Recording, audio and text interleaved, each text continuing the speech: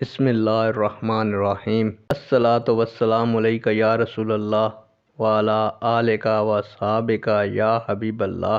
السلام علیکم معزز ناظرین و سامعین۔ اللہ تعالیٰ سے دعا کرتا ہوں کہ اللہ تعالیٰ آپ لوگوں کو ہمیشہ خوش و خرم رکھے اور آپ لوگوں کی تمام تکالیف پریشانیوں کو دور فرمائے، آپ کو صحت و تندرستی عطا فرمائے اور آپ لوگوں کی تمام دلی مرادیں پوری فرمائے۔ آج کی ویڈیو کا عنوان ہے عرب میں سب سے پہلے بت پرستی کرنے والے شخص کا نام کیا تھا۔ امید کروں گا کہ آپ اس ویڈیو کو شیئر کریں گے، چینل کو سبسکرائب کریں گے تاکہ دوسرے لوگ بھی اس معلومات سے مستفید ہو سکیں۔ بڑھتے ہیں ویڈیو کی جانب۔ معزز ناظرین و سامعین، عرب میں سب سے پہلے بت پرستی کرنے والے کا نام ہزیل بن مدرکہ تھا۔